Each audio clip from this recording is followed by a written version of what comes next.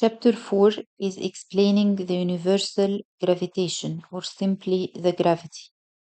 It's important to discuss the motion of planets, and we explain the universal gravitation to explain the motion of planets. The first scientist which put formulas for the motion of planets was Kepler. Kepler puts three laws. The first law, the law of orbits. The law of orbits, Kepler's first law, states that the planet is rotating around the sun in an elliptical orbit, and the sun is found in either of its focus, one of its focus. This is called the law of orbits of Kepler, Kepler's first law. The second law, Kepler explained the law of areas, which states that the radius sweeps out equal areas in equal time intervals. Assume that the planet is moving for time t1, it cuts area A1, and it's moving in time t2, the same time interval, it cuts area A2. It was found that A1 equals A2 in the same time interval. This was the law of areas of Kepler.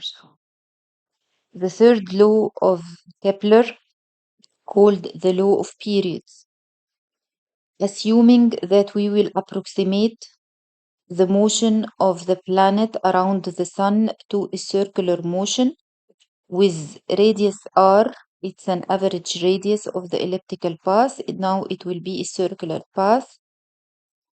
Kepler stated that if t is the time of the revolution, which is the orbital period, time of one revolution, and r is the radius of the circular motion, t squared is proportional to r cubed,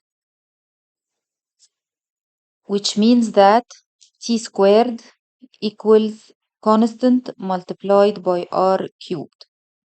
This constant Kepler didn't find its value, can't calculate it. But later on, Newton calculated this constant, and we will prove later that this constant is 4 pi squared over g mass of the sun. So after we discussed the three laws of Kepler's, the law of orbits, the law of areas, the law of periods, then Newton explained his law of universal gravitation. Newton's law of universal gravitation. Newton said if we have 2-point masses m1 and m2 separated by distance r, there is attraction gravitational force mutually between the two masses.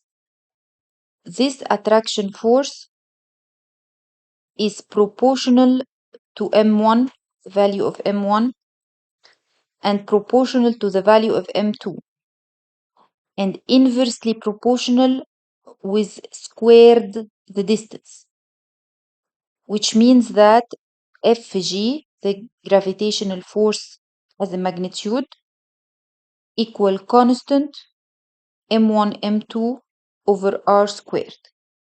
This is the magnitude of the gravitational force between m1 and m2, and its direction is attraction. If we will examine m2, m2 is attracted to the center of m1 by force called 1-2. F12 means force exerted by 1 on 2. Similarly, for m1, it's attracted by m2 with force called F21. effect of 2 on 1. As you notice, the two forces are equal in magnitude but different in direction, and always in the attraction direction. Now we want to know the value of this constant. This constant is called the universal gravitational constant. The universal gravitational constant. Its value is 6.67 multiplied 10 to the power negative 11. As you see, it's a very small number. It's a very small number. It's multiplied by 10 to the power negative 11. So you cannot feel the value of the gravitational force with small values of m1 and m2. In order to feel the value of the gravitational force, we need large values of m1 and m2.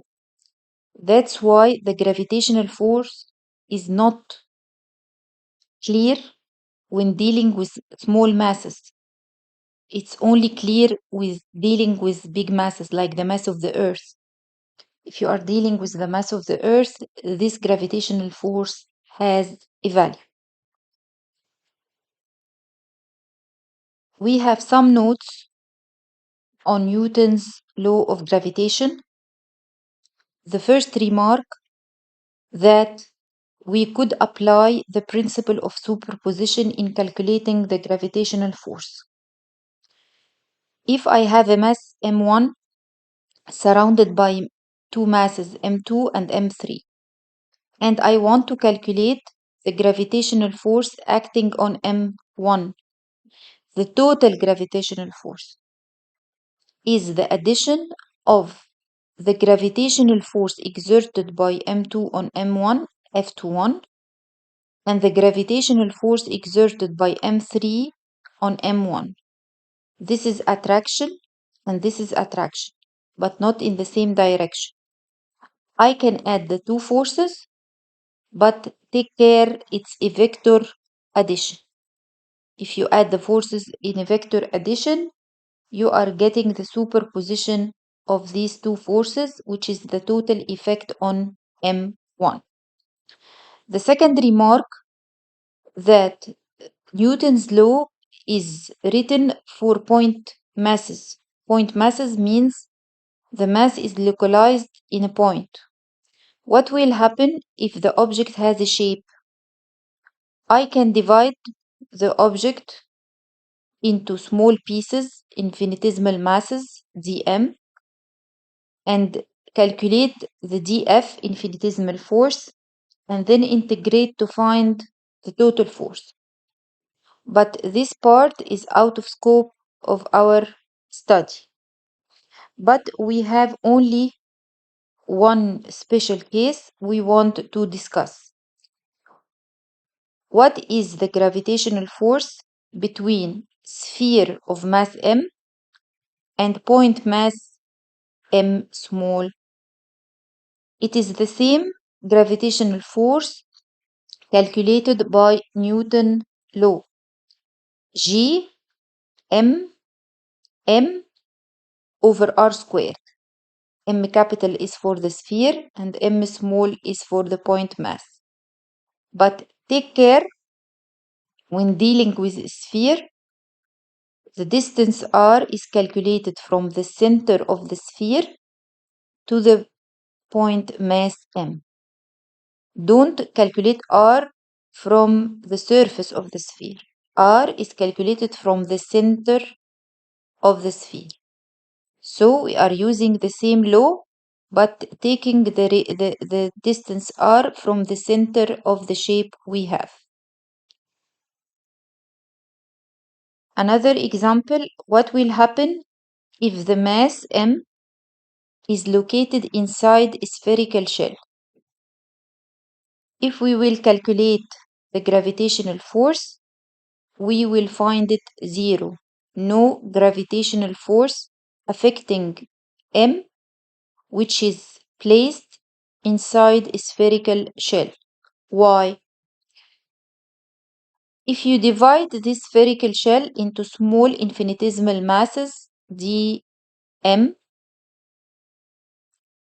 take this element, it will attract m towards itself. But we have the same element in the opposite side. It will attract the m towards itself.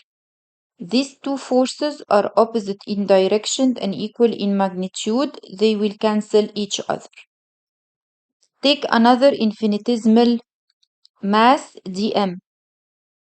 It will have another one from symmetry. So, any mass which is put inside a spherical shell is not affected by any gravitational force. So, Fg due to a spherical shell outside the mass is zero. The same discussion could be proved for the mass to be in any point in this cavity, not especially in the center, but this could be proved for any point inside the cavity. Summarizing this up, if you find the mass inside a spherical shell, it is not affected by any gravitational force.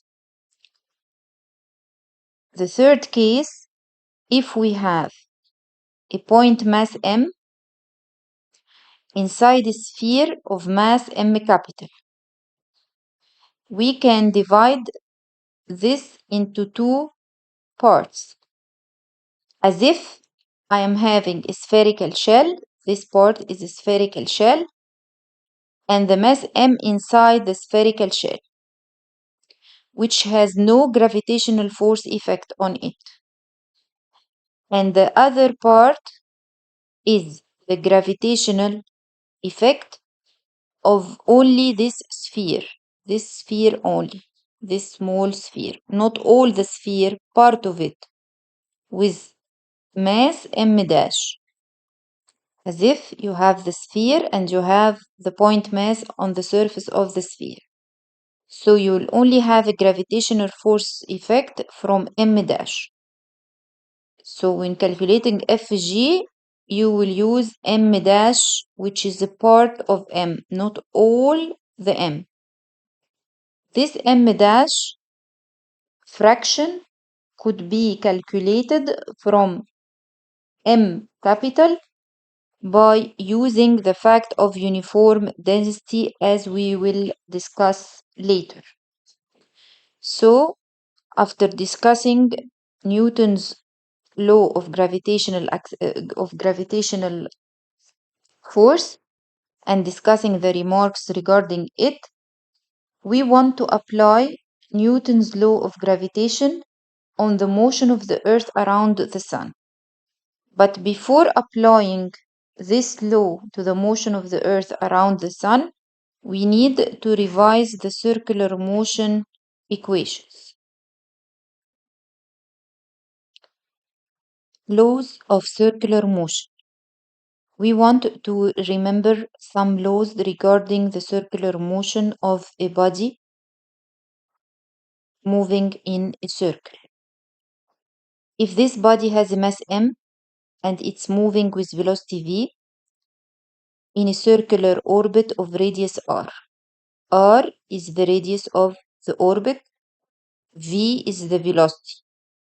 We call this velocity linear velocity or orbital velocity, and it is also tangential to the orbit or the circular path. To calculate this velocity, the velocity is a distance over time. So we will calculate the distance traveled in one cycle divided by the time.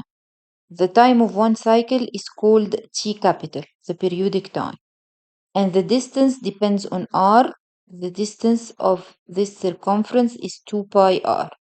So we'll divide 2 pi r over the time T capital. This is how we calculate the linear velocity or the orbital velocity. We can divide define another variable called the angular velocity. The angular velocity, from its name, it's velocity, so it's angle divided by time. What are what is the total angle covered when we are making one cycle? It is 2 pi. Total angle is 2 pi. In time t, dividing 2 pi over t gives you the angular velocity. Rewrite the linear velocity as 2 pi over t multiplied r gives you omega multiplied r. This is the relation between the orbital velocity and the angular velocity. So now you know the orbital velocity and you know the angular velocity, and v equals omega r is the relation between both of them. For any motion, we have velocity and we have acceleration. The acceleration in the circular motion is called centripetal acceleration. Centripetal acceleration could be proved it's equal to v squared over r. And it's always in the direction of the force. So when dealing with circular motion, we will search for the force acting on the body and equate it with mass and the centripetal acceleration, which is related to v squared over r. This is the rules we will use when examining the motion of the Earth around the Sun. Let's apply these rules on the motion of the Earth around the Sun. We will assume the Earth is rotating around the Sun in this circular path. Its radius is r, the mass of the Earth is me, and the mass of the Sun is m. The force acting by the Sun on the Earth is Fg, which is the gravitational force calculated by Newton. This force equals mass multiplied the centripetal acceleration. So we will calculate the gravitational force and equate it with m multiply the centripetal acceleration. By substituting with the magnitude of the gravitational force, G m over r squared equals m v squared over r. Take care that the revolving object is the Earth. So this is the mass of the Earth. And the Earth is revolving around the Sun. So m Earth, m Sun are the two masses concerned. We can simplify to find the orbital velocity. Simplify the mass with the mass, r with the squared. The orbital velocity equals root g m Sun over r. This is how to calculate the orbital velocity of the Earth revolving around the Sun. Another form of this equation, we can write instead of v squared, we can write it in terms of r and t. As mentioned before, the velocity is 2 pi r over t squared. 4 pi squared r squared over t squared equals the left hand side. Get the t squared in the left hand side alone and put all the other variables in the right hand side. This is the equation of the periodic time. The periodic time squared equal constant multiplied by the radius cubed, which is similar to Kepler's third law. which states that this constant is 4 pi squared over g m of the sun. So after applying Newton's law of gravitation on the motion of the earth around the sun, we could calculate Kepler's constant using this law. This law is very important.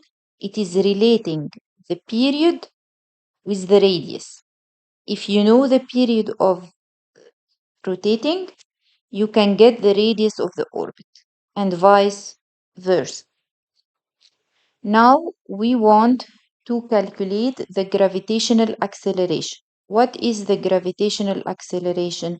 It is the free fall acceleration. If I have a body under the effect of the gravitational force and I leave it like this, it will make free fall with acceleration called g small.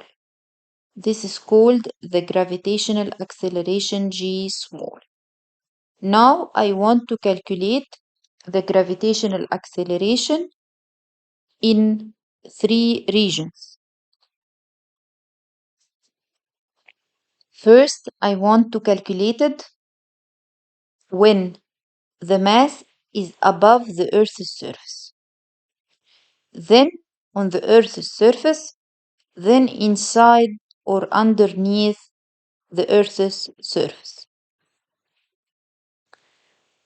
The first step to calculate the gravitational acceleration above the Earth's surface. By definition, the gravitational acceleration is the free fall acceleration. This is the acceleration the body is gaining due to free fall under the effect of the gravitational force only. Fg equals mg. Fg is g capital m earth m over the distance squared equals mg. Simplify to get g small equals g capital M earth over r squared. G is a constant, M earth is a constant, so g small is proportional to 1 over r squared. Remember that r is the distance from the center of the earth to the point M, or the point of the mass M. But h is the height or the altitude, which is the distance from the Earth's surface to the mass m. The relation between r and r, e, and h is as follows. R small equals r earth plus h. This is when we are on a point above the Earth's surface. As r increases, g decreases and decreases with squared r. The second step is to get the gravitational acceleration on the Earth's surface. If we want to calculate g on the Earth's surface, all what we have to do is to substitute with r small equals r earth. In this equation, put r squared equals r earth. This means you are on the surface of the earth. We know the value of g, the value of mass of the earth, and the radius of the earth. After calculating this, we found that g equals 9.8. This is the gravitational acceleration you are used to deal with on the surface of the earth, and we denoted it with g naught. So g naught is the acceleration of gravity on the Earth's surface, and it is known on average as 9.8. Now we can write g in terms of g naught. G equals g capital m earth over r squared. Multiply by r earth squared over r earth squared. This part is g naught, so you can write g equals g naught r earth squared over r squared. Now you have this equation to calculate g, or this equation to calculate the g in terms of g naught.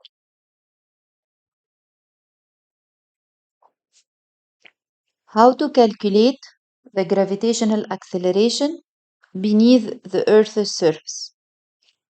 Assume we have mass m, but at depth h beneath the Earth's surface.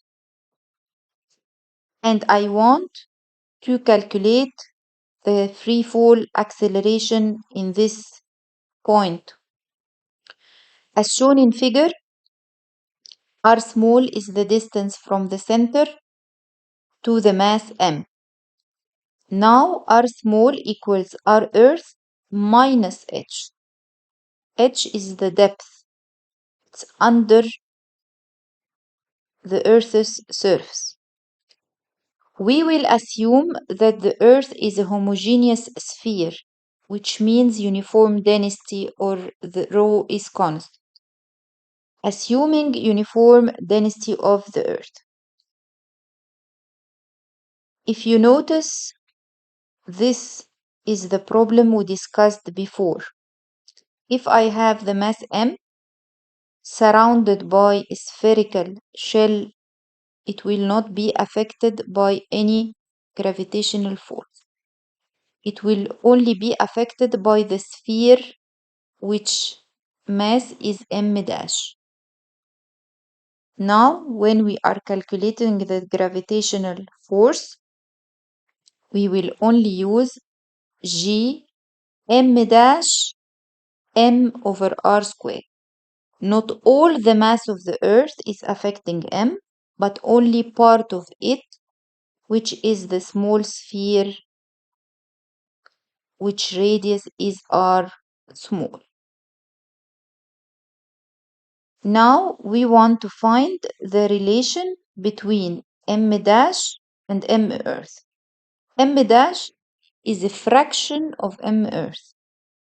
What amount and what fraction? This is what we are trying to calculate. Knowing that we have uniform density, we can calculate the density of the Earth, total mass over total volume. This is the sphere resembling the Earth, which mass is m Earth. I will divide it with the volume 4 over 3 pi r Earth cubed. This is the radius of the Earth. If you will divide the mass with the volume of the sphere, you will find the density you have.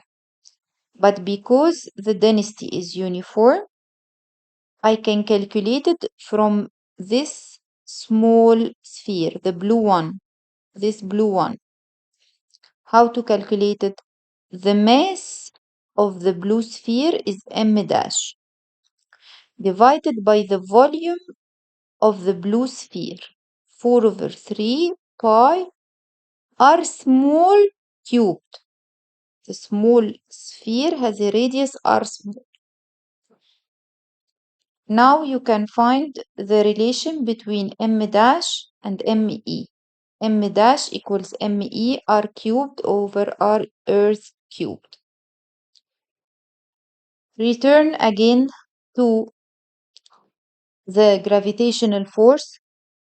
G m dash, put it in terms of me, and then after substituting, you simplify the equation to get G under the Earth's surface equals gm earth over r earth cubed multiplied by r.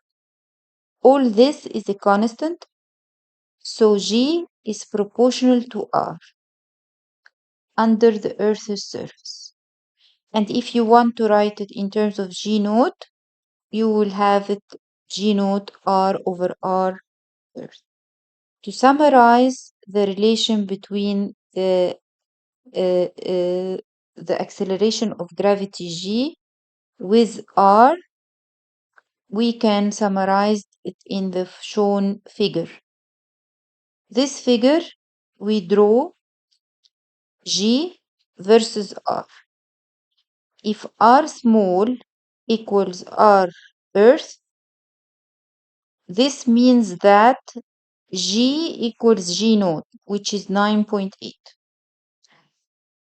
If r is more than r Earth, so g is proportional to 1 over r squared, which means that g is decreasing as we increase r and decreasing with this factor.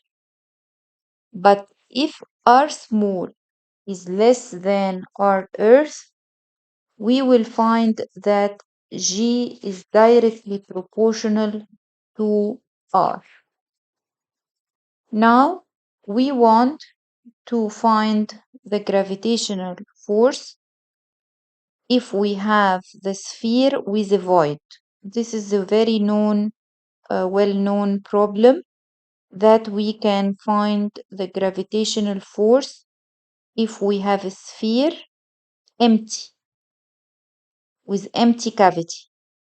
Yeah, you have this sphere of mass m and radius r, and then you removed some of the mass as shown in figure. It is required to prove that the gravitational force acting on m equals this equation.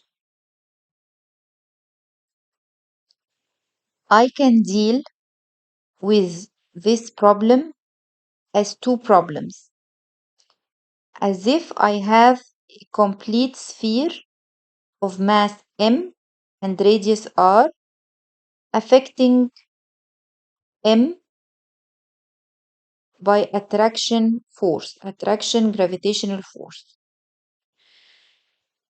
and as if I have a small sphere which radius is r over 2 in the place of the void.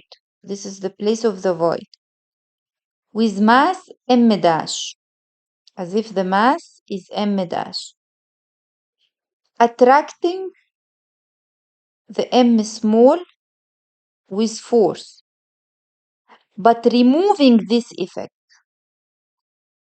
So, as if I will get the gravitational force due to all the mass, m capital, and also get the effect of m dash alone, and remove the effect of m dash from the total effect of m.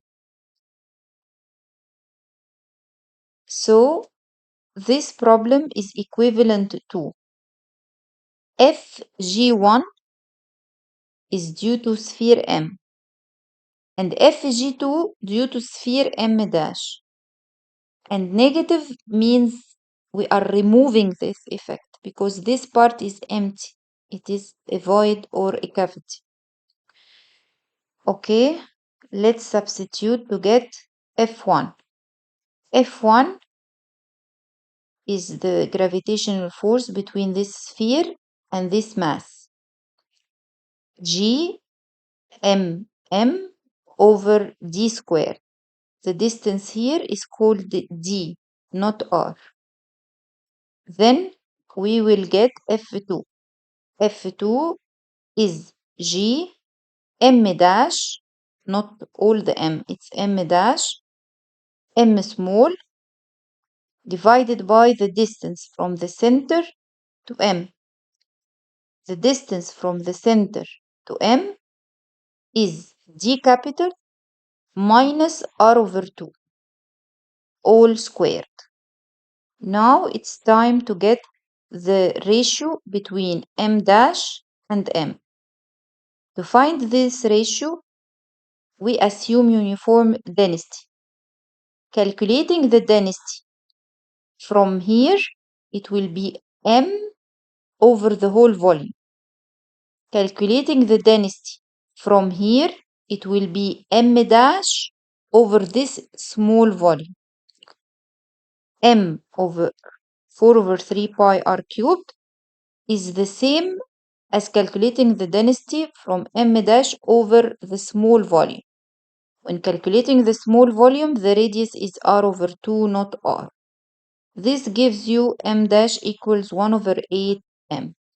Now we will substitute with f1 and and f2 as mentioned before, using m dash equals m over 8, and simplify, you will have the equation written in the problem.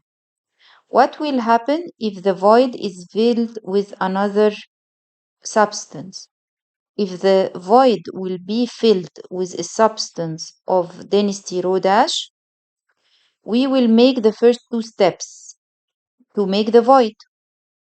Then we will add the effect of this new material. The new material will have m double dashes depending on the density of the new material. This example is solved in details in your sheet.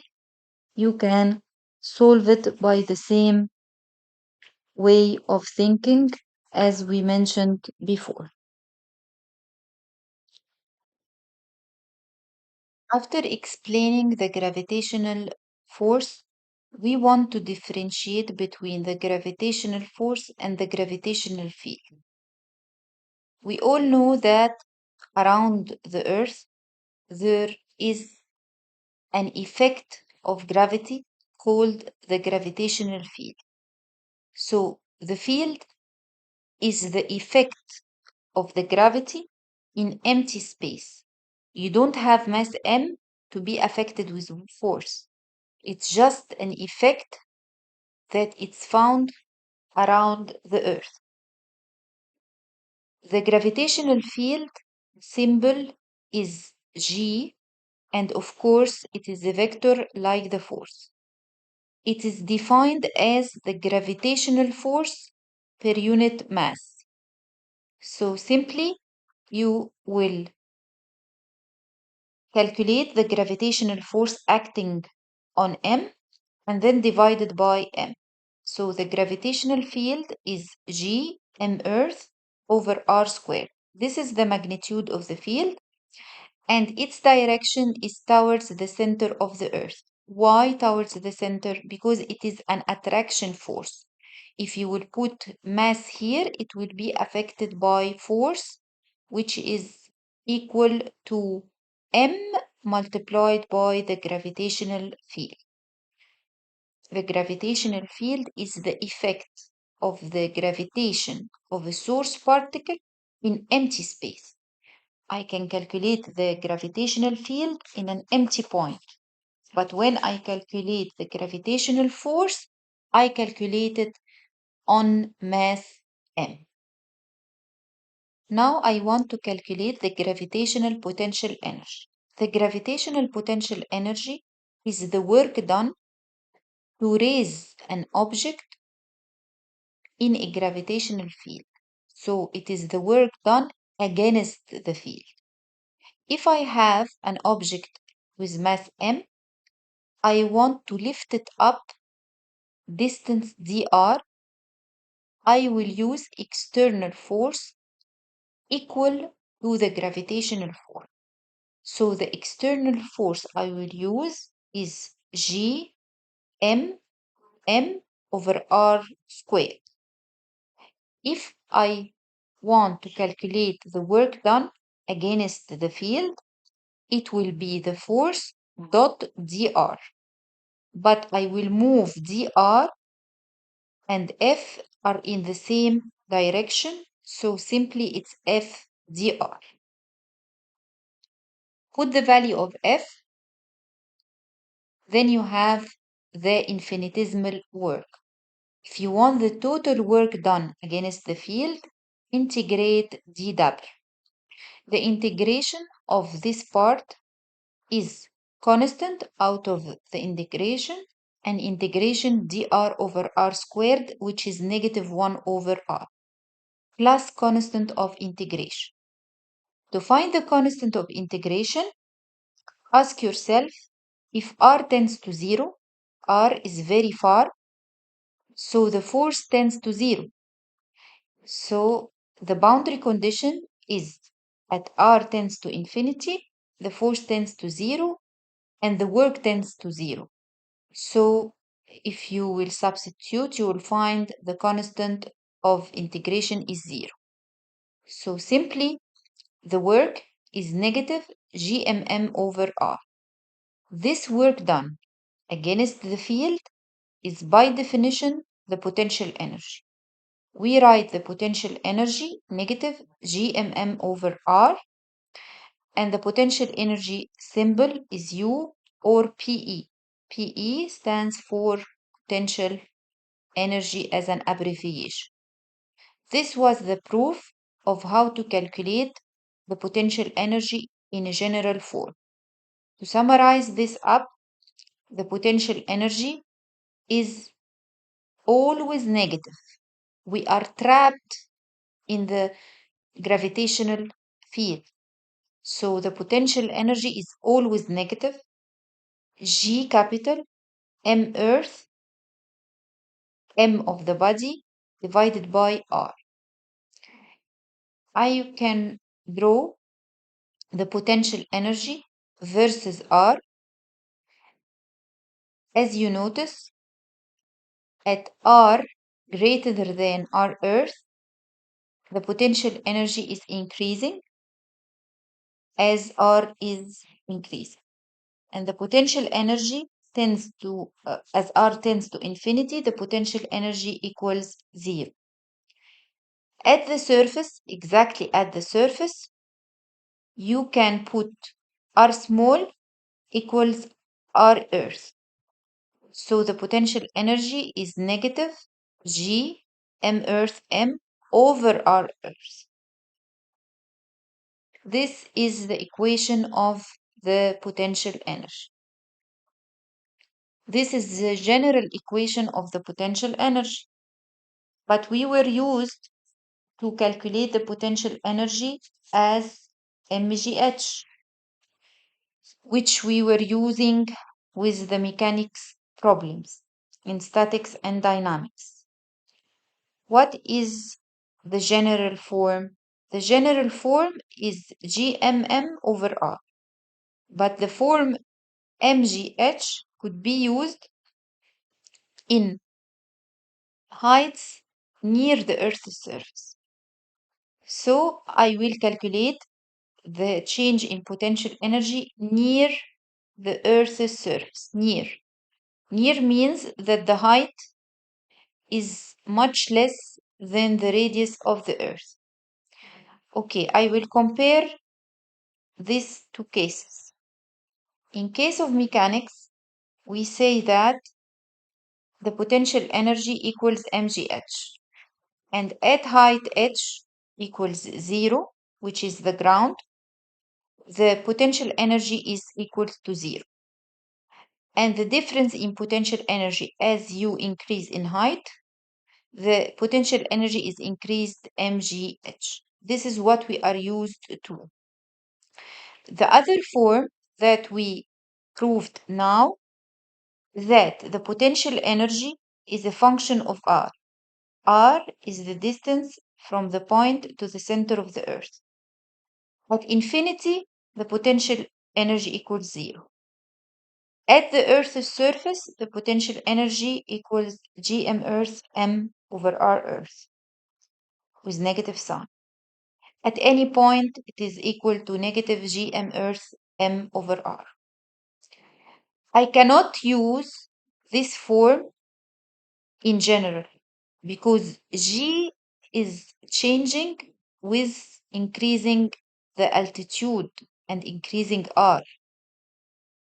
But I can use this general form for any value of r and any value of altitude. But now I want to prove that the change in potential energy using the general equation will give me the same change in potential energy if I have a small height h. Let's calculate the change in potential energy. The change in potential energy is U2 minus U1. Open a bracket and write U2. Open a bracket and write U1 and take the difference between them. Common factor G M Earth M. Here remains negative 1 over R, and here remains plus 1 over R Earth. Remember that R small equals R Earth plus H.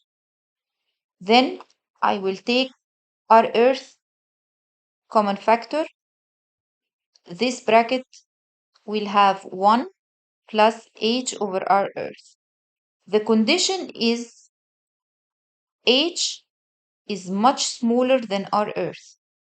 So this term is very small.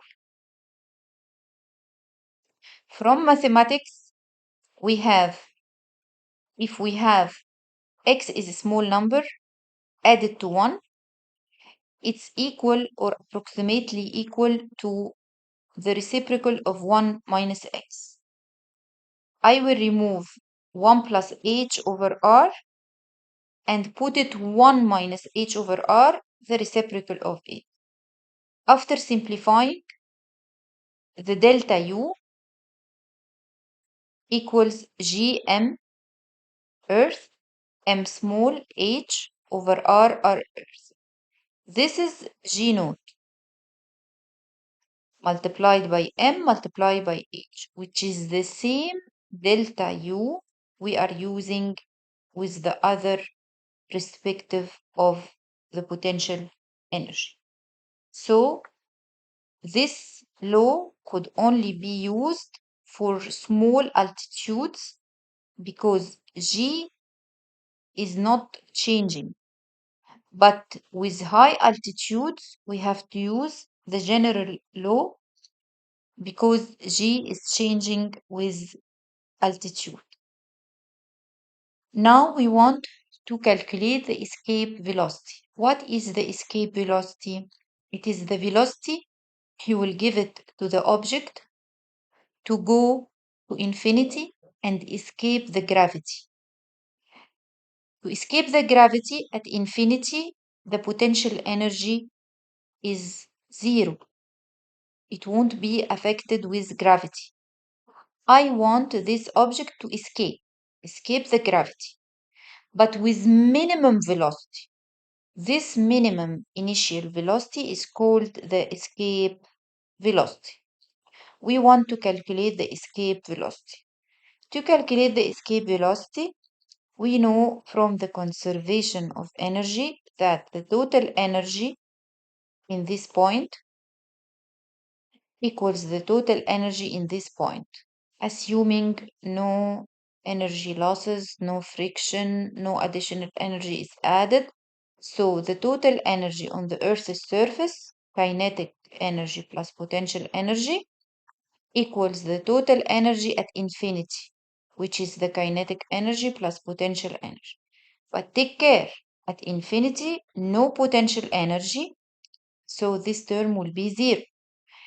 And I want the minimum velocity to give it to reach infinity. So I will reach infinity with a minimum kinetic energy, which is zero. So the kinetic energy is also zero. Substitute with the kinetic energy at point 1, which is half mv escape squared, plus the potential energy on the Earth's surface, open a bracket and write the formula of the potential energy on the surface of the Earth. This is equals to 0 plus 0.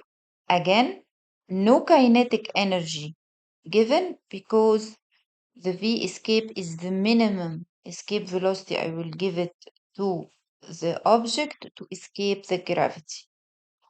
Plus 0 because no potential energy at infinity. Now you can simplify the equation to get the escape velocity equals root 2 g m over r Earth. You can rewrite the escape velocity in terms of g naught by multiplying with r Earth over r Earth and taking 2 g naught r Earth. This is the escape velocity. Note that if you give the object exactly the escape velocity on the surface of the Earth, it will reach infinity with zero kinetic energy. If you give it more than the escape velocity, it will reach infinity but with some kinetic energy. If you give it v less than the escape velocity, it won't reach infinity. It will reach another point and then fall again. This was how to calculate the escape velocity to get rid of the gravitational field. The last application of the gravitational universal gravitational is the satellites. The satellites are equipments revolving around the Earth to gather information about weather or to send signals for broadcasting of TVs and radios. Satellites is a simple example of the circular motion of objects around the Earth under the effect of the gravitational force. We have two types of satellites, geosynchronous and asynchronous satellites. Geosynchronous, or simply it's written synchronous, means that they are revolving with the same angular velocity as the revolving of Earth around itself. The Earth is revolving around its axis once every day. So the period of the revolving is 24 hours, one day. If I have a geosynchronous satellite, this means that its periodic time is 24 hours, which means that it will be synchronous with the movement of the Earth. If I am on this point, it will move with angular velocity the same as this point. We are revolving together with the same periodic time to be synchronous. This is the first type. The second type is asynchronous. Its time is not the same of the period of revolving of the Earth around its axis, and maybe it is faster than the period of the Earth, maybe for weather forecast or for army detection or for any other applications. Anyhow, for any kind of satellite rotating about the Earth, whether geosynchronous or asynchronous, we can use the circular motion equation under the effect of the gravitational force only, and all the rules we deduced before for the orbital velocity or for the period or any rules, we can use it directly here. So the steps, first of all, determine the period of the satellite. According to the type of the satellite, we choose it to be synchronous or different. So first of all, we will determine the period of the satellite. Knowing the period, we will know the radius of the satellite, radius of the orbit of the satellite, because we have a relation relating t squared with r cubed. After we calculate the radius, we can calculate the altitude, the height at which I put the satellite. Now we want to calculate the energy. Of course, as we mentioned before, you can use all the rules of the circular motion. You can calculate the orbital velocity, the angular velocity, the period, any unknown could be calculated. And remember that the orbital velocity is root g m Earth over r.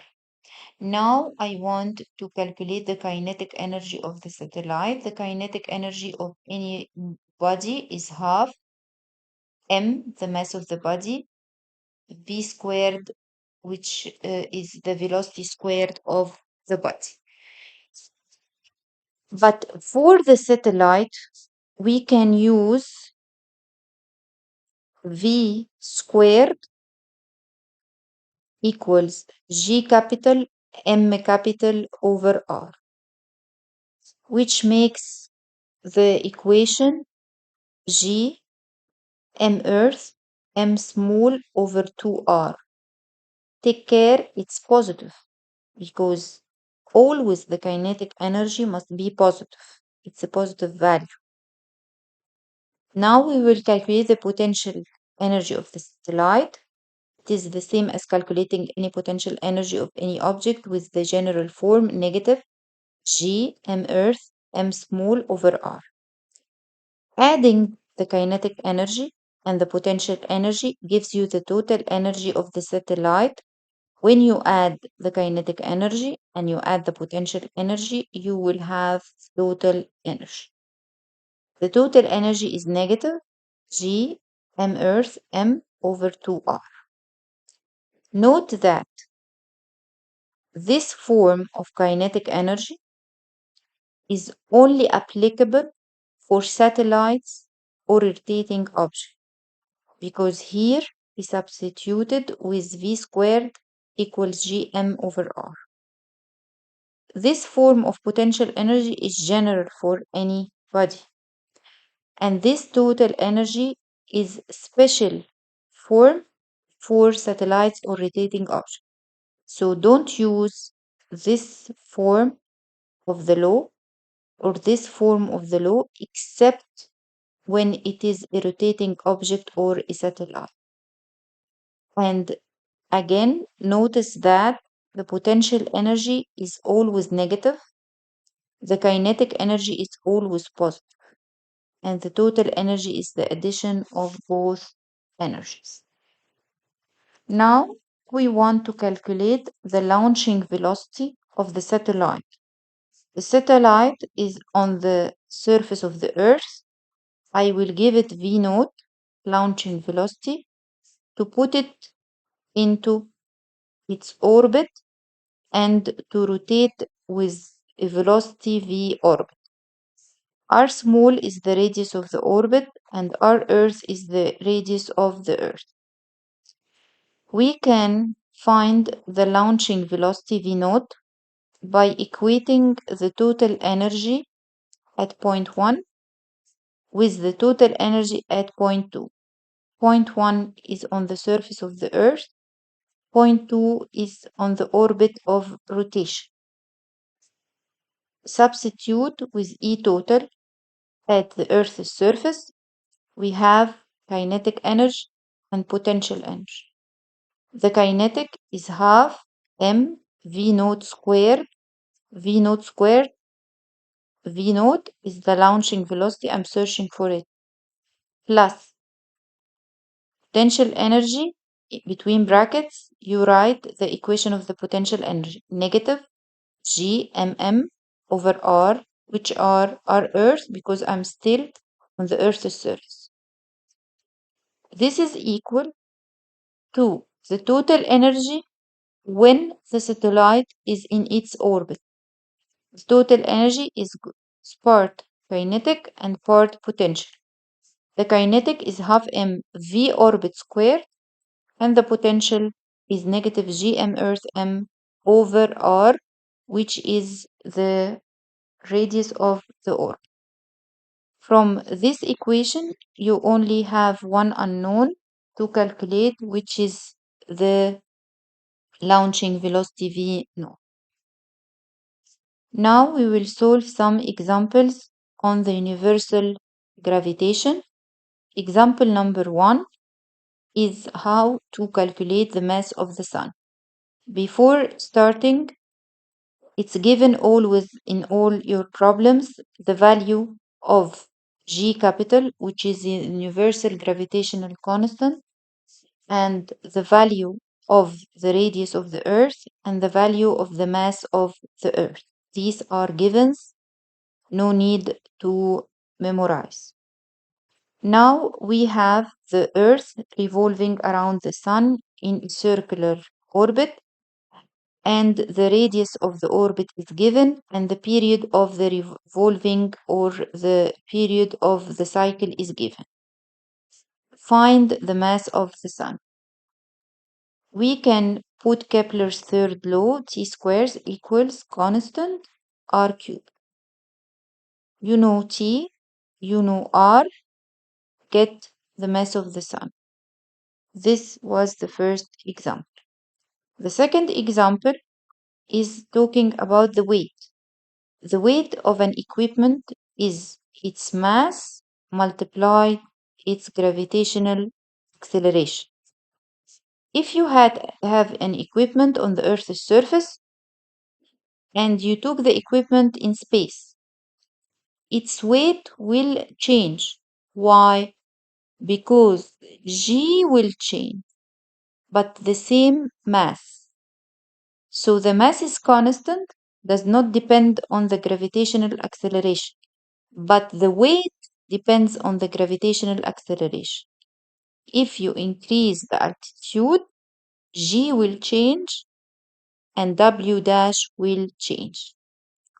Now, in this example, we have an equipment weighing this amount on the Earth's surface, and it is lifted up at a height of 350 kilometers. I want the new weight. Okay, to calculate the new weight W dash, I have to know M and I have to know G. M, I can get it from here, and the G, I can get it from the equation of calculating the gravitational acceleration. Let's solve. To have W dash, which is the weight in space, you will need the mass and you will need the G. So the first step, this line, you will calculate the mass. Knowing the weight on Earth equals mg naught. So m equals the weight on Earth divided by g naught. It's given the weight of the equipment on Earth divided by 9.8, you will get the mass. This is the mass which does not change at any point of space. But at any altitude h, g will change. The acceleration of gravity, the free fall acceleration will change. Equals gm over r square. It depends on the r. Now I don't have r, I have h. So remove r small and put it r earth plus h and calculate the g. What do you notice? G is less than 9.8. G is 8.82, which is less. Now you can calculate W dash, which is m multiplied by the new acceleration of gravity. Another example, we are comparing the acceleration of gravity on the Earth's surface and acceleration of gravity on Mars' surface. We want you to calculate the acceleration of gravity on Mars's surface, knowing that the radius of the Earth is this value, the radius of the Mars is this value, the mass of Mars is a fraction of the mass of Earth, it's 0.11 mass of Earth. I have an object weighing 200 newtons on the Earth's surface. I want to know how much does this object weigh on Mars' surface. Remember that the weight depends on mg, so it depends on the g. And g naught on the Earth's surface or Mars' surface equals gm over r squared. Now I will compare the gravitational acceleration on Mars' surface and the gravitational acceleration on Earth's surface. G naught on Mars divided by G naught on Earth. Gm over r squared for Mars. I will divide it with Gm over r squared for Earth. Simplify and substitute m over m, r over r, and substitute. You will find it 0.377. I want to get G naught on Mars, so it's G naught on Earth multiplied by 0.377. You can find G naught on Mars. If you notice that G naught on Mars is 3.7, but G naught on Earth is 9.8, so it's much less than the G naught on Earth. Now it's time to calculate the weight. The weight on Mars is m G naught Mars, and the weight on Earth is m G naught Earth. We have this factor, so it's the same factor of G, the same factor of the weight. Knowing the weight of Earth is 200, the weight on Mars is 75.4 Newton. So the weight of the equipment or the object is 200 newtons when I'm on the surface of the Earth. It is less when I'm on the surface of the Mars because the gravitational acceleration is much less. Another example on the acceleration of gravity. This is a very direct example. It's given the mass of Mars and the radius of Mars, and it is required to calculate G naught. G naught on Mars' surface is Gm over r squared for Mars. It's very easy to calculate it as mentioned in the previous example. Now, if we have a mass weighing 500 newtons on Earth, what its weight on Mars? The same as we did before, that the weight on Mars will be mg naught. G will differ, but sorry, this is gm.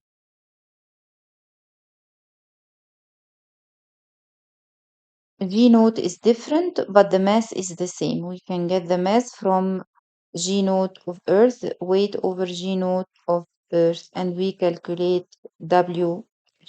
So if the weight is 500 newtons on the Earth's surface, it will be only 190.3 newtons on Mars's surface because G is different. The next example, we want to calculate the gravitational acceleration of the Earth, the new one, if we have a void in the center of the Earth. This sphere represents the Earth. So on top of this sphere, if we want to calculate the acceleration of gravity, it is G naught Gm over r squared. Now I will make a void or a cavity in the center of the Earth. This void, its radius is r Earth over 2. Of course, the G will decrease by amount of the effect of the void. So, if you want to calculate the G after the void, it is G naught without the void minus removing the effect of m dash. G m dash over r Earth square. You can find the details. This is the whole sphere giving G naught. But if we have another sphere with m dash, this m dash, this m dash will have an effect in this point, G m over r squared. I will remove this effect. So G naught minus Gm dash over r Earth squared. And the distance from the center to this point is r Earth. It's not r Earth over 2. Assuming uniform density, we did this before. M dash is m Earth over 8. M Earth over 8. You can do it yourself, or if you remember how we did it, then you will have G naught minus 1 over 8 G naught, which is 7 over 8 G naught. Another example, we have a satellite of mass m revolving around the Earth in a circular orbit. It is required to find the speed of the satellite. As we mentioned before in explaining the lecture, that a satellite is just a revolving object around another one. It is a circular motion, so under the effect of the gravitational force. Fg equals mv squared over r. Now we can get the velocity as root gm over r. We don't have r, we have h, so r small is h plus r. So this is exactly what we did before for any revolving object. Now the satellite is synchronous. Synchronous means that its period is 24 hours. How fast is it moving through space? What is its velocity? We can put t squared equals constant r cubed. For synchronous satellites, put t equals 24 hours, but we are not using the hours, we are using the seconds. So you multiply by 60, multiply 60. Knowing the t, you will get r. As we mentioned before, you can get the radius of the orbit knowing the period. After calculating the radius of the orbit, you can substitute in the equation of the velocity and calculate the speed. Or just it is 2 pi r over t and you calculate the speed. Another example of satellites, we have a satellite at an orbit at h1 equals 280 kilometers and the mass of the satellite is 470 kilograms. This satellite is orbiting in orbit number 1. I will change its orbit to another orbit number 2. The second orbit is geosynchronous. It is required to find the energy which I will give it to the satellite to move from orbit number 1 to orbit number 2. Remember that for the satellite, the total energy is negative g m Earth m over 2r. This is for a satellite or any revolving. Okay, for orbit number 1, I know h1. If I want to calculate r1, which is the center, the distance from the center, r1 equals h1 plus r Earth. As for orbit number 2, I don't know r2, but I know that it is a geosynchronous orbit, which means that the period is 24 hours. So if you know the period is 24 hours, you can get R2 by using Kepler's third law, t squared equals constant multiply r cubed. Substituting in this equation, you can get R2. Notice that R2 is greater than R1. Now we want to get the difference in energy. E2 minus E1 because it's required to get the difference in energy. We have to provide to the satellite to go from orbit 1 to orbit 2. Delta E equals E2 minus E1. We can use the form of E2 at R2 and use the form of E1 at R1. Then you will substitute to find the difference in energy. This was the last example we want to discuss in the motion of satellites. Thank you for listening.